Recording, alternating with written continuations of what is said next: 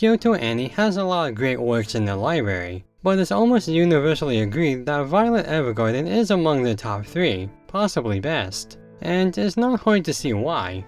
Violet Evergarden is beauty in anime form. From the animation to the character writing to the presentation of its themes, it's nothing less than a masterful work of storytelling. And I know that's kind of a vague intro into the review, but it really is just that simple, unlike the titular character. Violet Evergarden, after leaving the military as a child soldier, finds employment as a scribe at a post office where she is hired to write the thoughts and feelings of those who can't for whatever reason. Violet herself is wrapped up in the job as she is unfamiliar with the concept of feelings as a whole, with her being raised as a child soldier and all. And with her late guardian's final words to her expressing his love, she's determined to understand emotions and interconnectedness more than ever. In meeting new people with unique experiences and circumstances to her own, Violet begins to bloom into what it means to be something beyond the doll. How do the words she transcribes affect her and her way of viewing the world? To say the least, it's a transformation to take strong note of. Art is, by definition, the expression of human emotion through the lens of a certain subject matter, so by nature, all art has some degree of emotional basis. But there are some works whose foundation is rooted deeper in emotional cognizance. These works tend to have a larger impact on the viewer in recognition of the journey the piece can take them on. Violet Evergarden, as stated simply, is one of those works. Nothing more, nothing less.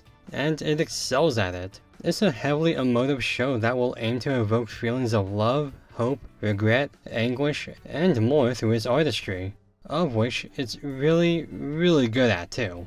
I think the best way to describe the show is exploring the emotional spectrum through the deconstruction of it. You're wrapped in the journey our lead's undertaking as she explores the meanings of the various feelings to be had, which get more complicated as time progresses. That's a very clever breakdown of where you want to direct the audience, and it's done through genuine means. They're not like, in this episode, Violet learns about romantic love through letter writing, and that's it, move on to the next. No, they switch it up, playing not only off of Violet's inexperience, but also her clients, learning together how best to express these emotions in different philosophies through healthy outlets. You get the best of both sides in defining these concepts and redefining them in unique outlooks. Violet herself is a wonderful protagonist, conceptually and written. While emotionless characters learning to feel isn't a new idea, Violet's evolution is so well adapted that it's hard to imagine a better example than her, even among her predecessors or those of other media. For example, in the episode where Violet trains to be a scribe, or doll as they're called in this world, she's given full marks on everything from grammar to typing ability. However, she fails in the emotional nuance in her writing.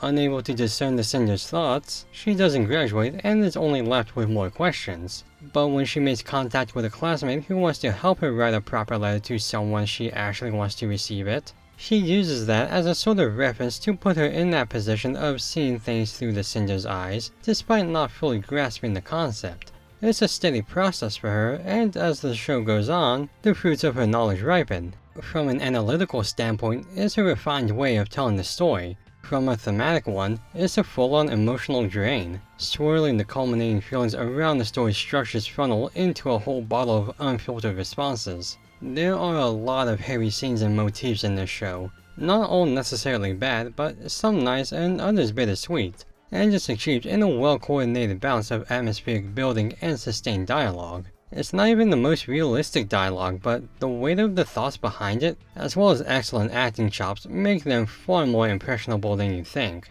And I have to give major props to the show's art in particular. The music is so good standalone. It's something you'd hear at a fancy orchestral concert, and it just sweeps you off your feet as it plays into tones of bliss and melancholy. With the accompanying show, it's a key in establishing the masterful atmosphere of the story and the various characters' situations. It's one of the best soundtracks in all of anime. But the best showcase of this show's artistry, which is already saying a ton, is found in its animation. I know KyoAni's style isn't for everyone, they do have a track record of having a very cutesy, divisive style, but here, it really is perfect. From the camera angles being placed perfectly, to the flowiness of the wind, to the speckling of the night sky, Violet Evergarden is an animation marvel that only ages like wine.